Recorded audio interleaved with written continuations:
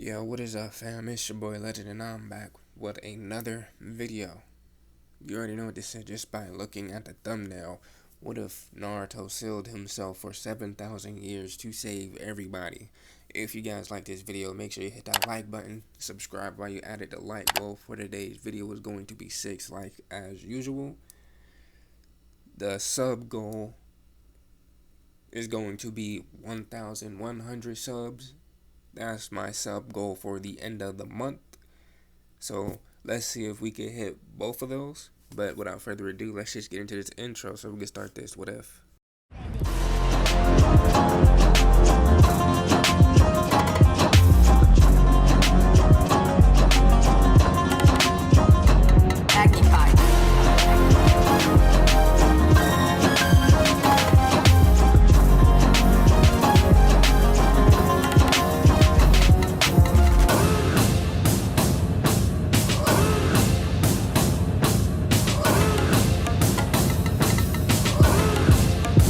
Us and we deserve it.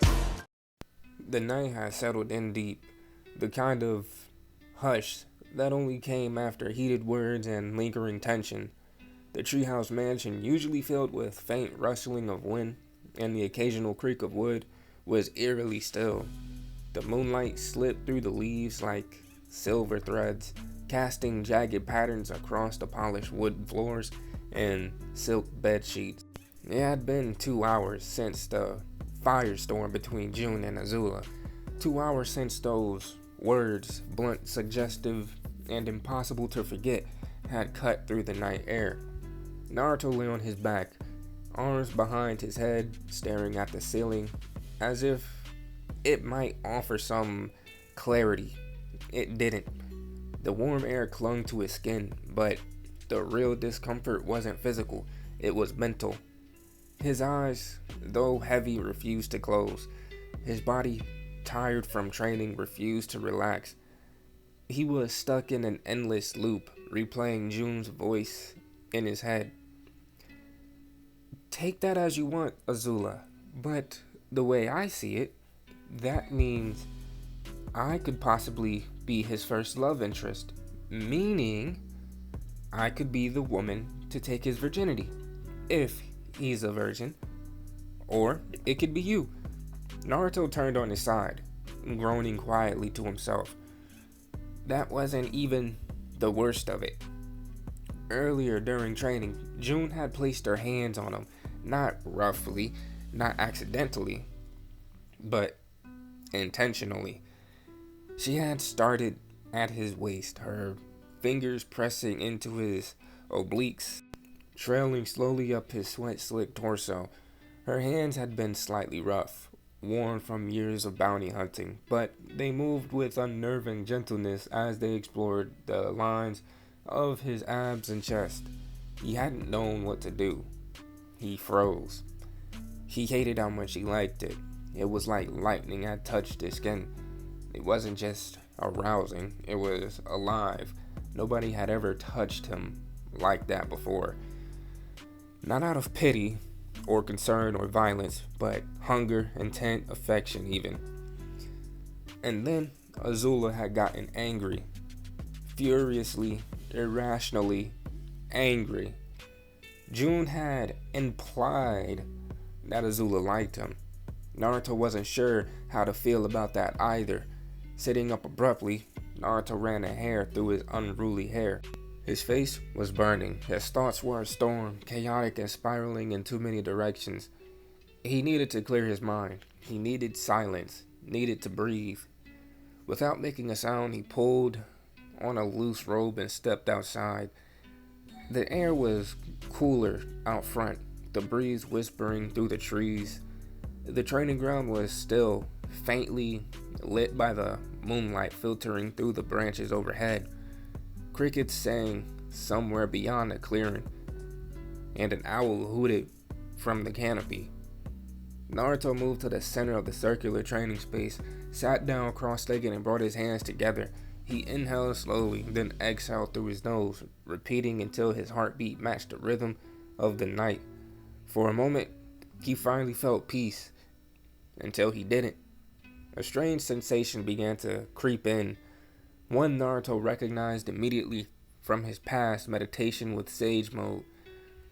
His body grew weightless. His limbs felt like they belonged to someone else. His sense of gravity began to slip. His eyes shot open. His vision swam, and he panicked. He reached for the ground but missed. His physical body was still sitting perfectly still in the lotus position. But he had risen from it, disconnected, floating. What the hell? Naruto gasped, the sound echoing unnaturally around him. Before he could anchor himself back, an unseen force yanked him backward like a puppet on strings. He tumbled through the darkness, screaming as the world around him blurred. Then everything stopped. Silence. Naruto blinked. He was no longer in the forest, no longer outside. He now stood in an immense circular chamber with walls that stretched up endlessly, made of ancient stone and lit by soft, pulsing blue light. Shelves upon shelves towered above and around him, packed with scrolls, books, and tomes of every size and age. Some floated, some whispered, some even glowed faintly with symbols Naruto didn't recognize. He turned slowly in place. Where the hell am I? He asked out loud, his voice swallowed by the towering archive that seemed to breathe all around him. And somewhere, just out of the sight, something stirred. The scent of parchment and ancient dust drifted through the air as Naruto stood alone in a vast chamber of the spirit library. His gaze wandered from scroll to tome, overhead by the silence and the sheer immensity of the place. Shelves the size of mountains towered over him, crammed with knowledge lost to time, whispering secrets to no one. He barely had time to question the marvel of it, all before the air shifted. A sudden rush of wind, silent yet impossibly strong, swept over him from behind. A massive shadow fell over the polished floor.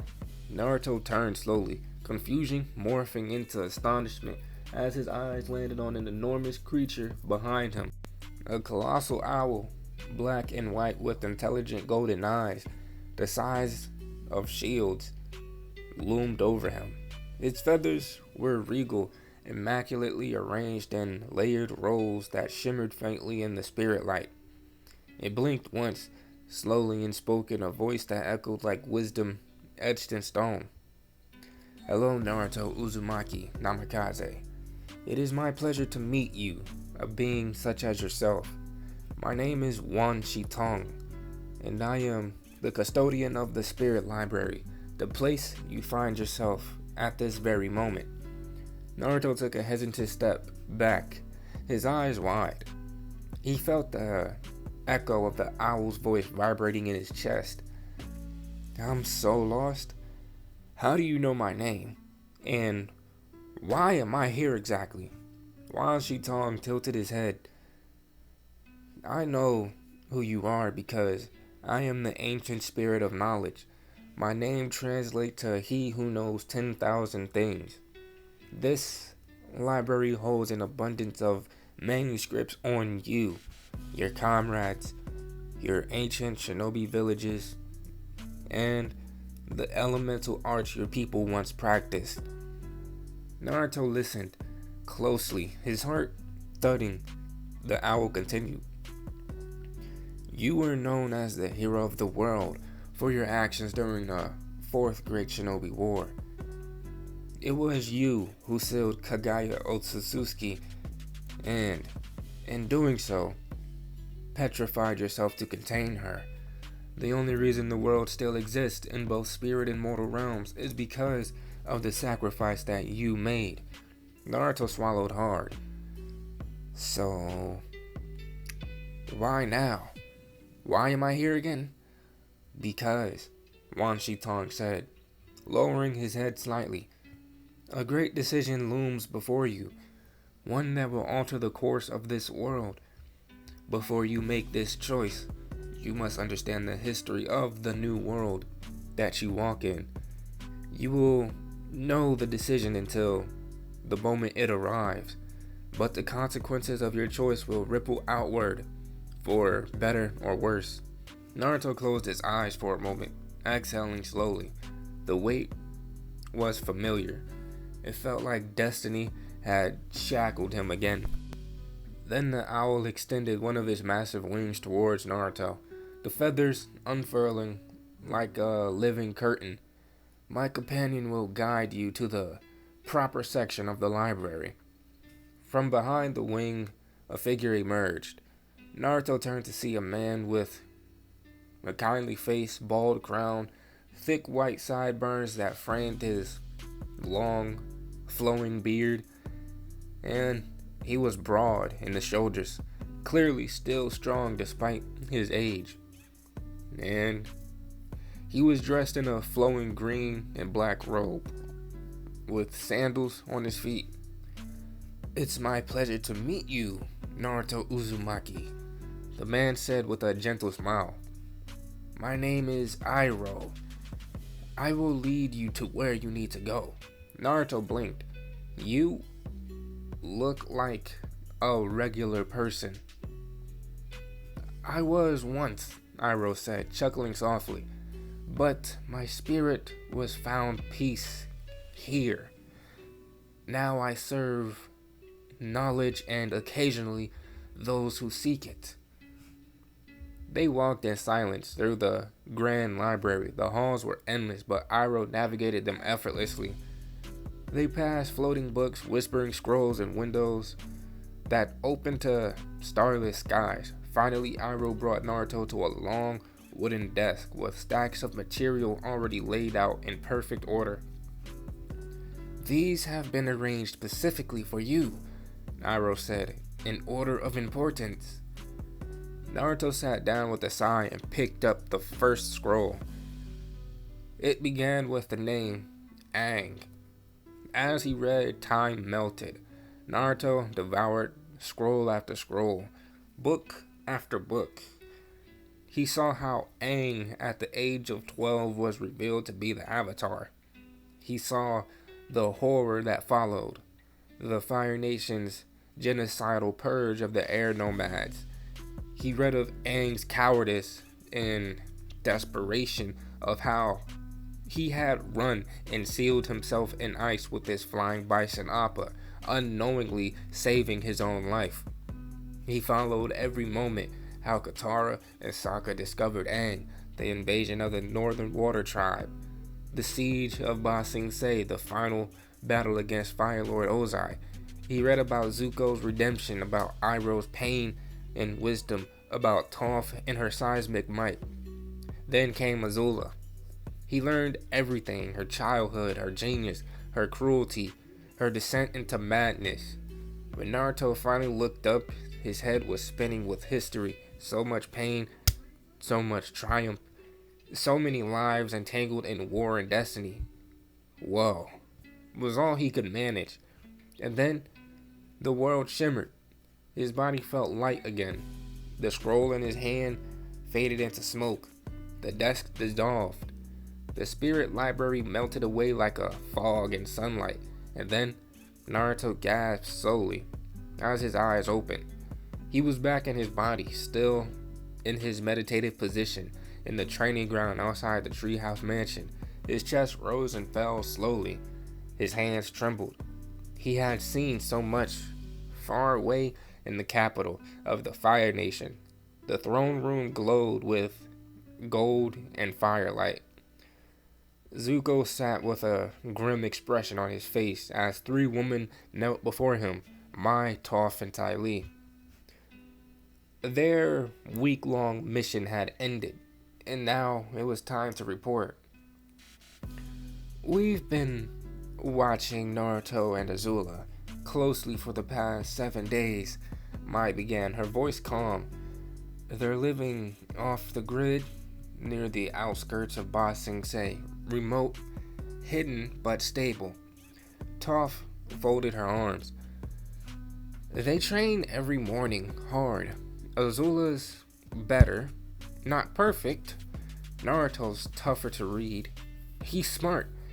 He probably knew we were watching. Ty Lee nodded. And June showed up yesterday. Big presence. Very forward, especially with Naruto. Zuko raised an eyebrow. Forward? She touched him, Mai said flatly. Toph smirked. Yeah, touched him a lot. Not subtle. She likes him.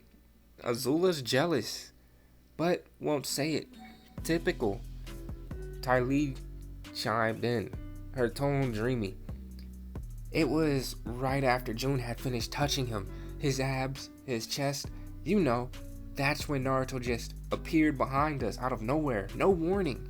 Zuko blinked. He snuck up on you? Toph grimaced. We didn't even know he was there until he said something. He even blocked my bending before I could react. Said he wasn't a threat. Ty Lee smiled sheepishly. I might have hugged him. He was shirtless and sweaty and really toned. I talked a lot. He left because of me, I think. Zuko rubbed his temples. So, we finally have a name. Naruto Uzumaki. And now we know Azula is not alone. Toph nodded. He's strong. Stronger than anyone I've felt in a long time. We don't know what he is yet, but he's not someone to ignore. Zuko stared into the fire, burning in the brazier beside his throne. Naruto Uzumaki, a name that carried power and danger. But guys, I'm going to end it off right here. If you guys enjoyed the video, make sure you hit that like button, subscribe while you're at it. Hit that notification bell to get notified when I upload or post on the community tab. But without further ado, I am out, and I will see you guys in the next video. Stay blessed, y'all.